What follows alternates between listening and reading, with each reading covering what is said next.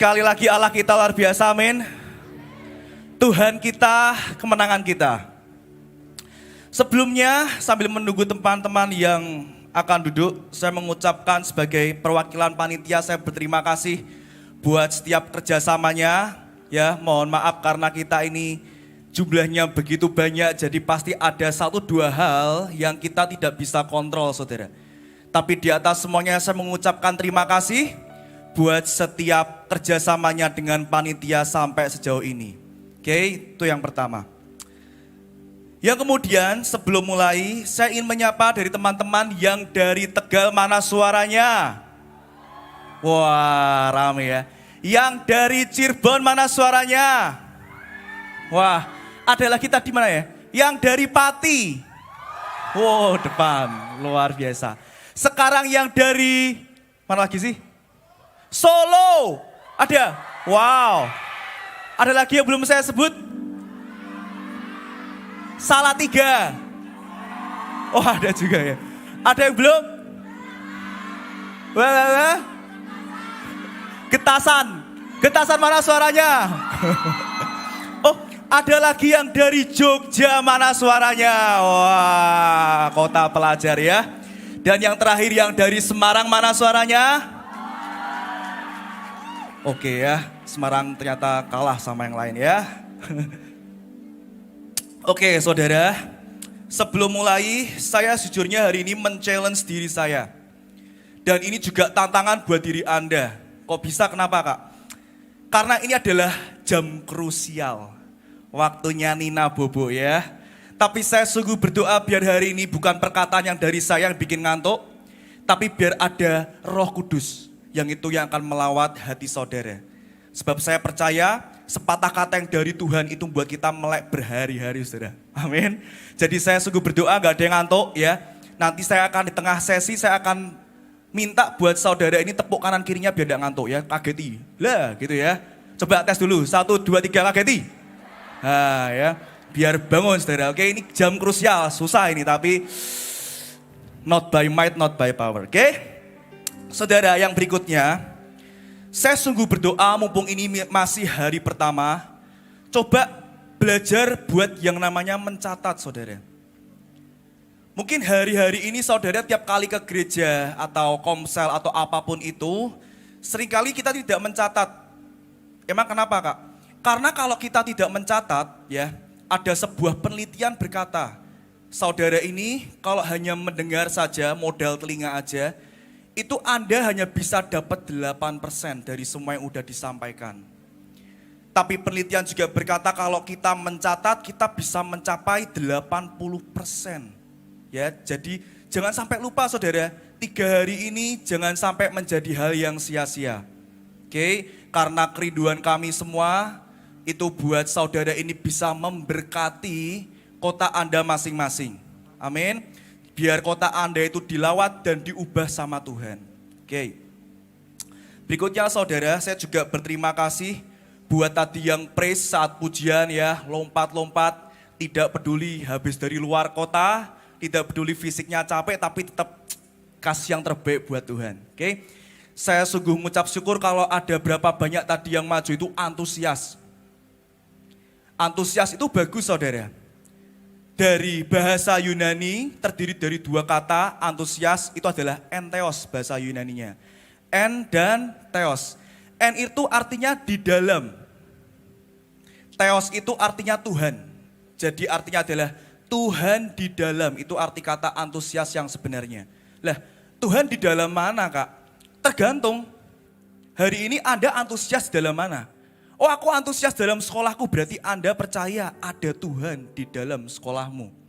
Ada lagi yang Anda antusias saat Anda bekerja, berarti Anda percaya, Anda beriman kalau Tuhan itu ada di dalam pekerjaan Anda. Dan hari ini juga mengucap syukur, tadi semua kita antusias. Berarti kita percaya bahwa ada Tuhan di tengah-tengah kita. Mau tepuk tangan buat Tuhan? Oke. Ya, jadi ayo kita ini baru hari pertama, jangan lemas ya, sebab ini masih just beginning. Bilang kanan kirinya, it's just beginning, ini baru permulaan lor. Ya, kita masih ada 2 hari, oke? Yuk kita mulai saudara. Judul dari Youth Conference kita ini adalah The Time of God Visitation. Wah, abot banget. Enggak, tenang aja ya. Artinya adalah waktu kunjungan Tuhan. Sebab saudara harus tahu, Tuhan itu bukan objek yang perlu dipelajari. Tapi Tuhan itu adalah pribadi, bisa dijumpai seperti Anda dengan orang di kanan kiri Anda. Oke, jadi Tuhan itu adalah pribadi saudara. Tapi ternyata saudara, di dalam kita ini ikut Tuhan, ternyata ada beberapa hal yang itu mengganggu hati saya saudara. Coba keluarkan ayatnya di Ibrani 12 ayat yang ke-15. Ibrani 12 ayat yang ke-15. Ada? Ibrani 12 ayat yang ke-15 berkata, jagalah supaya jangan ada seorang pun menjauhkan diri dari kasih karunia Allah. Itu adalah versi terjemahan bahasa Indonesia. Tapi kalau saudara lihat dalam versi Amplify, dikatakan, see to it that no one fall short of God's grace. Fall short itu artinya adalah tertinggal. Maksudnya gimana Kak Ferry? Jadi ternyata dalam kita ini ikut Tuhan saudara, seperti contohnya Anda hari ini, Anda sedang mendengarkan firman Tuhan. Tapi berapa banyak sebetulnya kita ini fall short, tertinggal. Atau contoh paling gampang, siapa di sini yang di kotanya punya yang namanya MK atau Komsel, bisa lambaikan tangan? Ah, masa gak ada? Ada, oh ya banyak kan? Nah, sekarang coba Anda yang ikut Komsel, pernahkah Anda melihat pertama kali Anda ikut Komsel dengan segelintir teman Anda, apakah hari ini masih ada? Saya teringat, dulu pertama kali ikut MK kalau di gereja kami, atau Komsel, itu sekitar 7-8 orang, dan itu sekian tahun yang lalu saudara. Hari ini masih ada enggak Kak Ferry? 7-8 orang itu, puji Tuhan, tinggal saya dan satu orang kawan saya, tinggal berdua saudara. Kok bisa gitu ya? Padahal itu Komsel loh, ikut MK, kita ke gereja bersama, kita ikut youth bareng-bareng juga. Tapi kok bisa seperti itu? Itulah yang namanya fall short, bisa tertinggal. Kita ini di dalam anugerah Tuhan, ternyata juga bisa tertinggal. Kemudian, saudara, saya ini mengawali jalan dengan Tuhan itu ikut yang namanya Komsel, dibawa Tuhan dengan sedemikian rupa, dipercayakan akhirnya menjadi ketua Komsel atau ketua MK, dan seterusnya, kurang lebih saya 9-11 tahun. Yang terakhir Tuhan ajari saya beberapa waktu terakhir ini adalah suatu bangsa atau kota itu dalam titik penentuan. Kalau sudah muncul, hanya ada orang-orang yang sepertinya di dalam bangunan Allah, di bangunan Tuhan, tapi sebetulnya hanya sebuah scaffolding. Bisa keluarkan gambarnya? Scaffolding. Nah, ini adalah scaffolding. Kalau Anda tahu, kalau ada biasanya bangunan besar, itu biasanya ada kerangka besinya gini. Pernah lihat? Ini namanya scaffolding, saudara.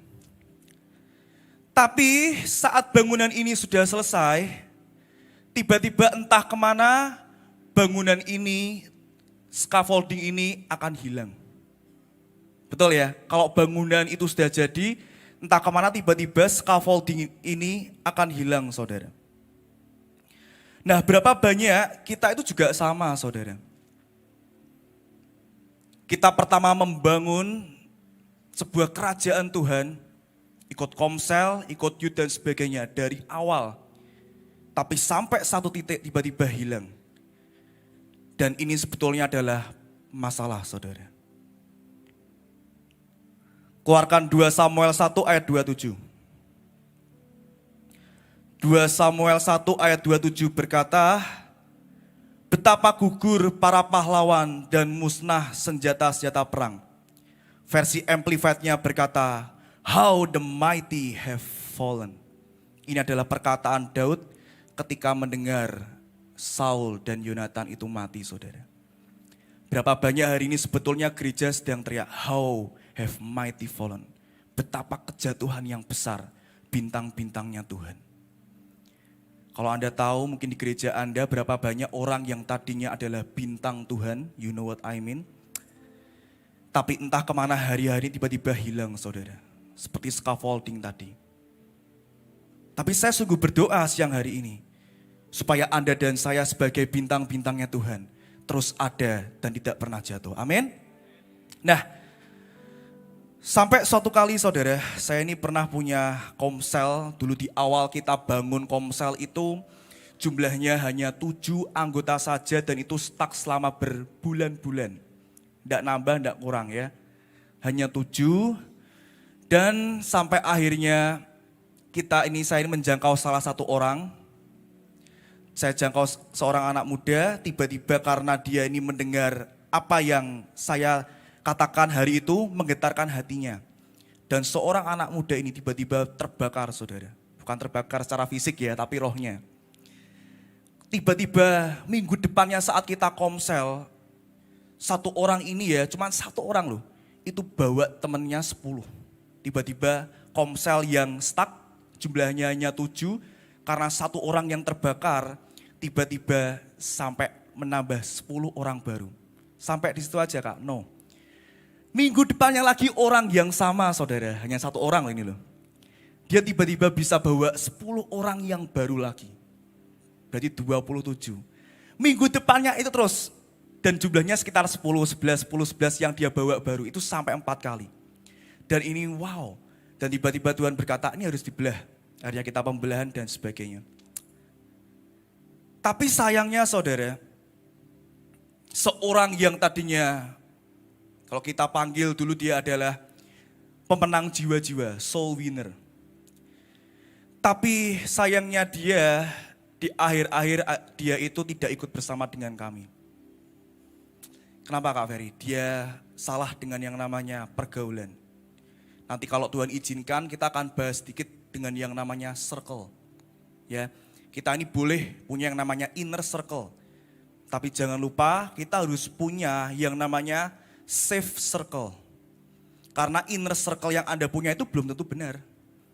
Tapi kalau punya safe circle atau komsel, itu kita akan sama-sama membangun di kerajaan Tuhan saudara. Jadi hari ini yang belum komsel, ayo saya post, saya minta buat, ayo kita join yang namanya komsel. Nah, singkat cerita satu anak ini salah circle dan kasihan sekali. Dia harus hidup tidak baik, tidak benar, dia hidup pergaulan bebas dan sebagainya. Dan sorry to say saya harus katakan beberapa waktu tahun yang lalu dia meninggal dengan keadaan yang tidak baik saudara. Kesimpulannya kita harus hati-hati dengan yang namanya circle. Nah lanjut saudara. Sekarang kita akan lihat, makanya Paulus itu berkata, aku menguasai diriku sedemikian rupa, supaya aku sendiri jangan ditolak. Kenapa kok bisa gitu saudara? Sebab banyak orang itu scaffolding, Kristen scaffolding. Nah Kak, kok bisa ya? Apa sih penyebabnya? Kok kita ini bisa jadi orang Kristen yang fall short, yang tertinggal, atau bahkan jadi orang Kristen yang scaffolding? Yang pertama saudara, seperti tadi Pastor Victor bertanya, saya juga akan bertanya dengan saudara, siapa di sini yang Anda punya masalah angkat tangan? Gak usah malu, saya juga angkat tangan sebab saya punya masalah. Oke semua, dan itu bagus. Kok bagus? Sebab orang hidup itu pasti punya masalah. Kalau nggak hidup atau kalau nggak punya masalah berarti ya tidak hidup dan ya mati. Oke, tapi semua di sini angkat tangan berarti kita punya masalah dan itu bagus, tandanya kita hidup. Nah, berapa banyak saudara kita ini saat menghadapi masalah yang kita alami atau kita punya, itu kita kecewa. Padahal battleground atau masalah yang kita alami itu bagus saudara dalam hidup kita. Kok bisa bagus sih Kak Ferry? Nanti kita akan bahas saudara. Ya, seringkali hidup itu adalah playground kadang, waktunya bermain, waktunya kita healing, anak muda zaman sekarang bilang ya kan. Ada lagi yang bilang ya ini waktunya kita santuy-santuy, itu betul. Tapi seringkali hidup kita itu adalah battleground. Berapa banyak hari ini kita dalam hidup kita tuh buat yang namanya keputusan demi keputusan, saudara. Dan setiap keputusan yang kita ambil, kalau kita salah, kita terima konsekuensinya. Betul ya? Dan kalau saya tanya juga hari ini, siapa yang hari ini aja, gak usah yang kemarin atau yang kemudian yang punya masalah, pasti semua juga punya capek, letih, ngantuk, panitia ini dan itu ya kan, bisnya ini dan itu, semua sama seperti itu saudara. Tapi ternyata di dalam masalah atau battleground yang kita alami, itu terkandung yang kita tidak pernah tahu saudara. Ada kekuatan yang Tuhan kasih. Tapi sebelum ke situ saya ingin undang, semua itu akan berhenti. Battleground ini yang Tuhan janjikan akan mendatangkan kekuatan itu akan berhenti kalau kita kena sama yang namanya kecewa. Sebelum kita lanjut, kagetin kanan kirinya. 1, 2, 3. Nah, oke. Ben enggak tidur ya. Jangan lemes. Hai ya toh. Gitu loh ya. Nah gitu dia semakin tidur. Hai, turu malahan ya. Oke. Roma 5 ayat 3 sampai 4. Nah, Roma 5 ayat 3 sampai 4 berkata, dan bukan hanya itu saja. Kita malah bermegah juga dalam kesengsaraan kita. Karena kita tahu bahwa kesengsaraan itu menimbulkan ketekunan. Dan ketekunan menimbulkan tahan uji. Dan tahan uji menimbulkan pengharapan. Lihat, ternyata masalah kita itu bisa memberi kekuatan loh saudara. Berapa banyak hari ini orang mengakhiri hidupnya karena mereka tuh tidak menemukan yang namanya pengharapan saudara. Tapi Alkitab lihat, Alkitab berkata, dari kesengsaraan kita awalnya loh saudara. Kalau kita ini tekun dan ketekunan menimbulkan tahan uji. Dan tahan uji menimbulkan Roma saudara. Kok Roma? Menimbulkan pengharapan, mulai ya. Tapi semua ini akan berhenti kalau kita ini kecewa sekali lagi saudara. Tapi ada kabar baiknya. Kecewa itu pilihan. Kecewa itu pilihan. Tidak ada orang kecewa karena gak sengaja kecewa, gak ada. Kecewa itu pilihan. Kita mau kecewa atau kita mau berlapang dada. Keluarkan gambarnya. Adalah orang yang bernama Adolf Hitler. Dia tahu ya orang ini ya, pemimpinnya Nazi. Dia ini adalah orang yang kecewa dengan papahnya. Saya kemarin baca biografinya, dia itu begitu sayang, Hitler ini begitu sayang dengan mamahnya, saudara. Tapi semasa kecil Adolf Hitler, dia ini seringkali melihat papahnya kalau berantem sama mamahnya main fisik. Pukul lah, piring terbang lah ya kan.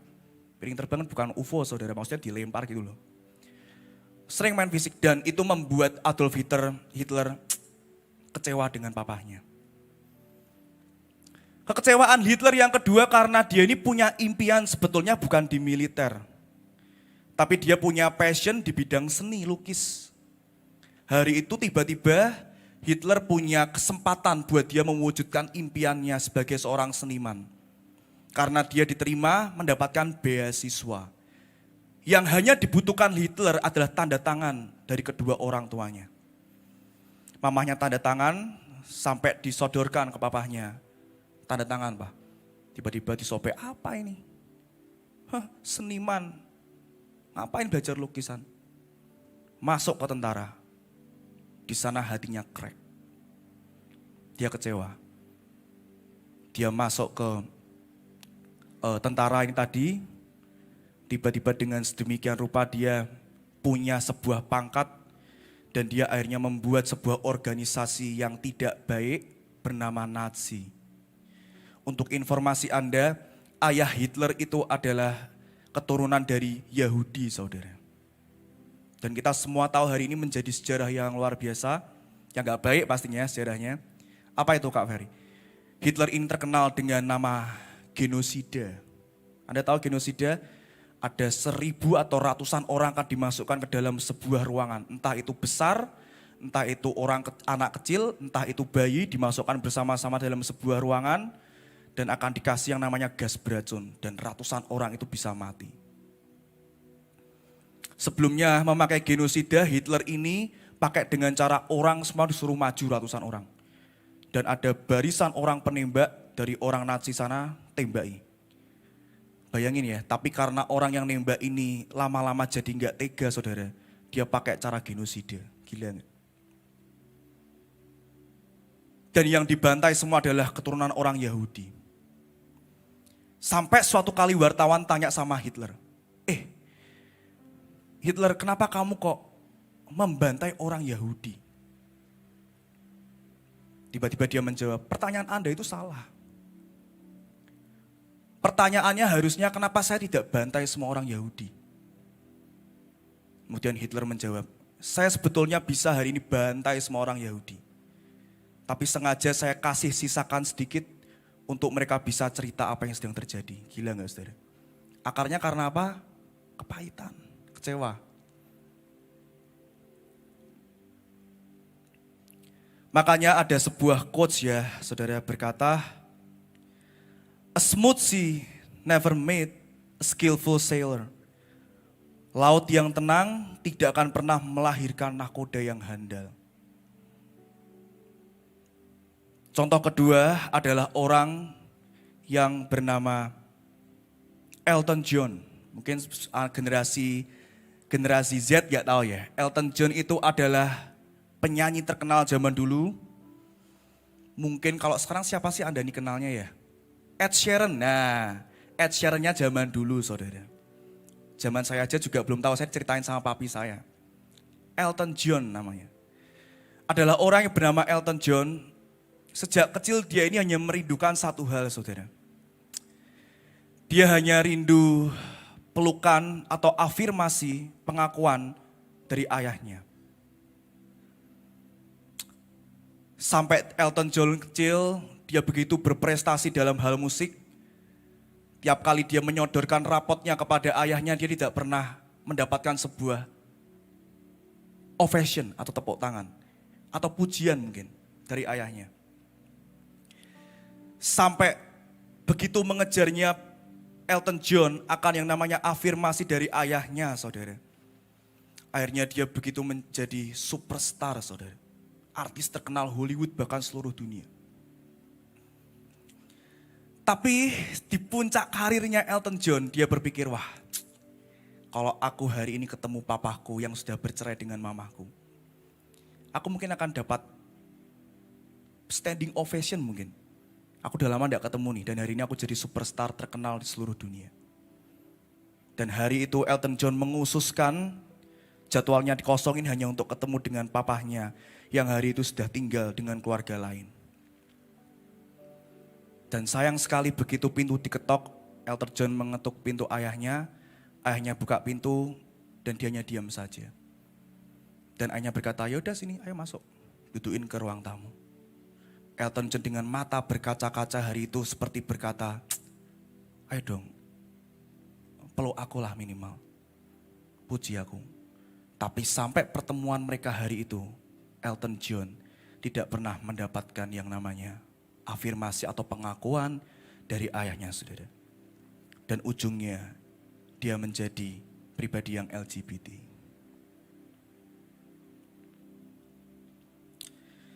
Contohnya di Alkitab ada cover. Adalah orang yang bernama Abraham saudara. Anda kalau tahu Abraham itu menanti-nantikan anak perjanjian dari Tuhan itu bertahun-tahun lama sekali. Bahkan kalau saya baca di Alkitab, kemungkinan achievement atau impiannya Abraham hari itu tuh apa sih? Hanya pengen punya anak perjanjian yang dari Tuhan. Dari istri sahnya. Tapi tidak kunjung datang, sampai akhirnya sekian tahun kemudian lahirlah anak yang dinanti-nantikan. The only son, anaknya yang tunggal yang bernama Ishak. Tapi tiba-tiba hari itu Tuhan berkata, Abraham, persembahkan anakmu yang tunggal. Bayangin saudara, Itu achievement-nya loh. Impian dari orang yang bernama Abraham. Tapi Abraham, Alkitab nulis berbantah-bantah dengan Tuhan. Gak? Oh, tawar-tawaran, jangan Isa-mbuan Tuhan. Ini aku punya kambing dan domba. Atau punya lembu. Ngomong gitu gak Abraham? Enggak. Jawaban Tuhan dalam terjemahan aslinya berkata, Hineni Lord. Here I am, send me Lord. Tiba-tiba dia bawa Ishak ke gunung Moria ya betul ya. Dan dia ketika mau mempersembahkan Ishak, tiba-tiba Tuhan berkata, stop. Tapi hari itu Abraham bisa nggak punya pilihan buat kecewa, saudara? Loh, kipi toh? Aku mengejar sebuah impian, achievement dalam hidupku, tapi kok malah sama Tuhan diminta. Dibuat habis tiba-tiba keluargamu. Tiba-tiba keluargamu dibuat melarat. Tiba-tiba di keluarga Anda dibuat perceraian. Padahal Anda menginginkan sebuah keluarga yang harmonis. Tapi hari itu Abraham tidak kecewa, saudara. Sebab sekali lagi, kecewa itu pilihan.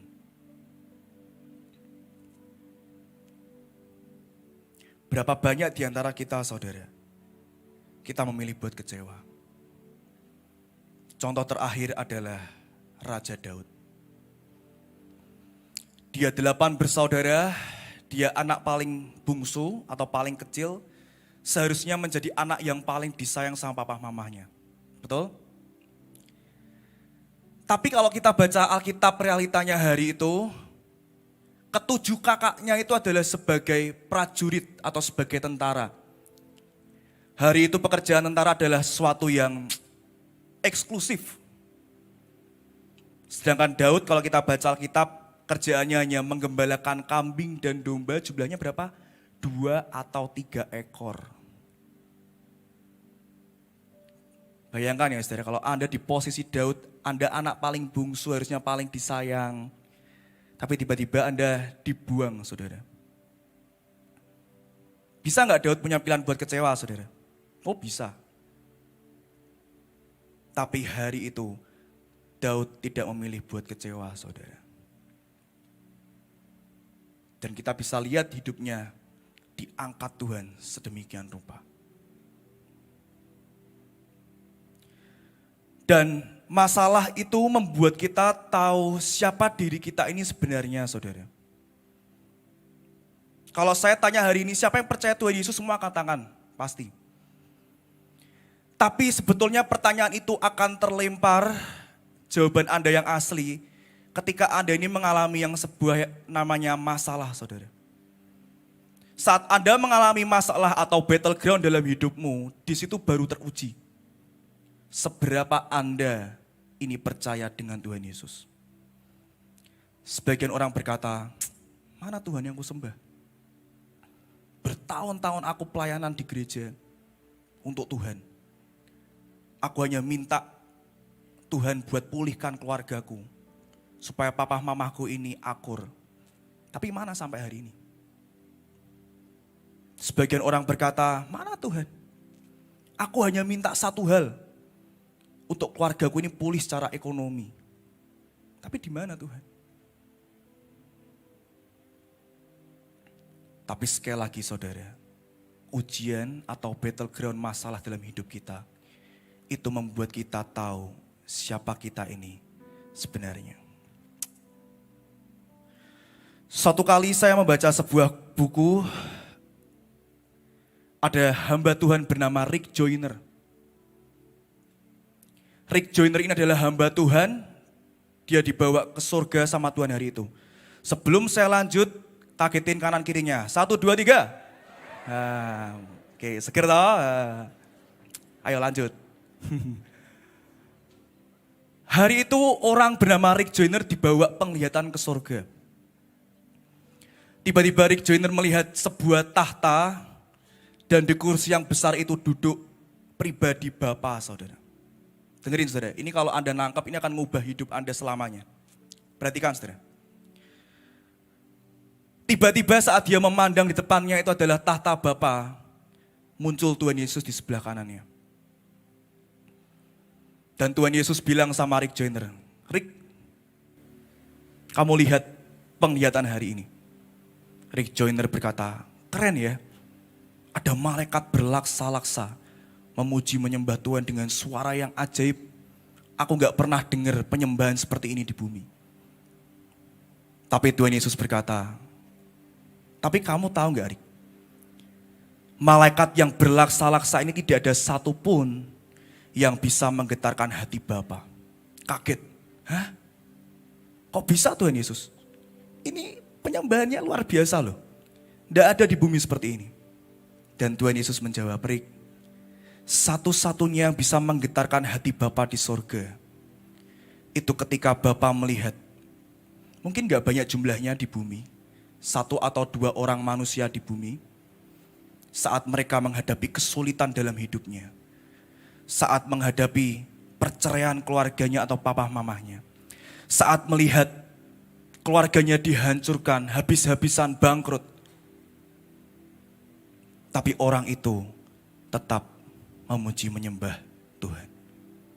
Itu satu-satunya yang membuat Bapa di surga meneteskan air mata. Rick Joyner hanya terdiam, Tuhan Yesus melanjutkan. Dan Rick, kamu tahu, kalau aku hari ini menjumpai ada orang di bumi yang dia dalam kesulitan dalam hidupnya, tapi dia berkata, Tuhan, Engkau tetap baik. Apapun yang terjadi dalam hidupku, apapun yang terjadi dalam keluargaku, Engkau tetap baik. Tuhan Yesus berkata, bahkan aku Yesus, aku rela buat turun ke bumi dan disalib buat kedua kalinya. Nangis Rick Joyner. Tapi berapa banyak hari ini konsep itu mulai hilang saudara tengah-tengah kita. Berapa banyak di antara kita mulai meragukan, mana Tuhan? Mana Tuhan yang ku sembah? Mana Tuhan yang katanya gak pernah tidur? Keluargaku berantakan, mana Tuhan? Di mana Tuhan? Mana Tuhan saat aku di kamarku sendirian? Gak ada apa-apa. Aku hanya sendirian seorang diri dalam kamar. Tapi di mana Tuhan? Tapi sekali lagi saudara, Tuhan yang Anda sembah dan saya sembah, itu lebih dekat daripada baju yang Anda pakai. Tapi mana buktinya Kak Ferry sampai hari ini?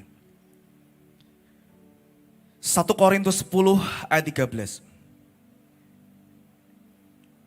1 Korintus 10 ayat 13 berkata, pencobaan-pencobaan yang kamu alami ialah pencobaan-pencobaan biasa, yang tidak melebihi kekuatan manusia.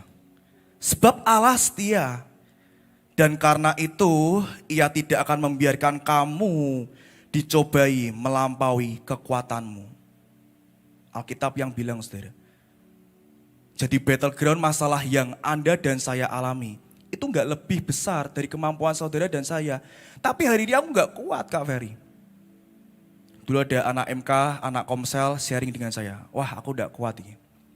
Saya cuma bilang, itu kamu masih kuat sambat. Masih kuat toh berarti toh. Ia tidak akan membiarkan kamu dicobai melampaui kekuatanmu. Pada waktu kamu dicobai, Ia akan memberikan kepadamu jalan keluar. Sehingga kamu dapat menanggungnya. Mana bukti lainnya kok Ferry? Saudara, Tuhan kita ini adalah Tuhan yang detail saudara. Dia tuh memperhatikan every single of you saudara. Lukas 12 ayat 7. Lukas 12 ayat 7 berkata, bahkan rambut kepalamu pun terhitung semua. Rambut di kepala ngapain dihitung sih? Karena Dia Tuhan tuh perhatian, caring dengan Anda saudara. Bahkan di Lukas 21 ayat 18 berkata, tetapi tidak sehelai pun dari rambut kepalamu akan hilang. Sehelai rambut kita tuh tidak akan jatuh saudara, tanpa izin Bapa di surga loh. Sehelai rambut itu berapa harganya saudara? Tapi lihat Alkitab saudara. Tidak sehelai rambut pun di kepalamu akan hilang. Sebegitu care-nya, pedulinya Tuhan ini atas hidup Anda saudara. Dan saya terakhirnya ingin berkata, Tuhan Yesus itu mengerti perasaan Anda kok saudara. Apa yang sedang Anda alami, bahkan dia itu lebih ngerti daripada Anda saudara. Mana buktinya Kak Ferry? Ada di Yohanes 11 ayat 33 sampai 35. Yohanes 11 ayat 33 sampai 35 berkata, ketika Yesus melihat Maria menangis dan juga orang-orang Yahudi yang datang bersama-sama dia, maka masih gula hatinya. Ia sangat terharu dan berkata, di manakah dia kamu membaringkan? Jawab mereka, Tuhan, marilah dan lihatlah. Apa kata-katanya? Maka menangislah Yesus. Ini adalah bukti bahwa Tuhan Yesus itu ikut merasakan apa yang Anda alami saudara. Bukankah Matius juga berkata, I am, kata Tuhan, with you always. Always, without condition, tanpa syarat apapun. Janji Tuhan loh saudara, I am with you always.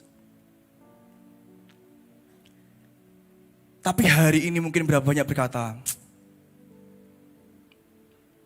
ya Kak Ferry, itu aku orangnya. Aku mau mengaku hari ini. Dan yang terakhir saudara, saat kita menghadapi masalah, sebetulnya itu adalah bentuk proteksi Tuhan dalam hidup kita saudara. Sebab kita ini adalah domba.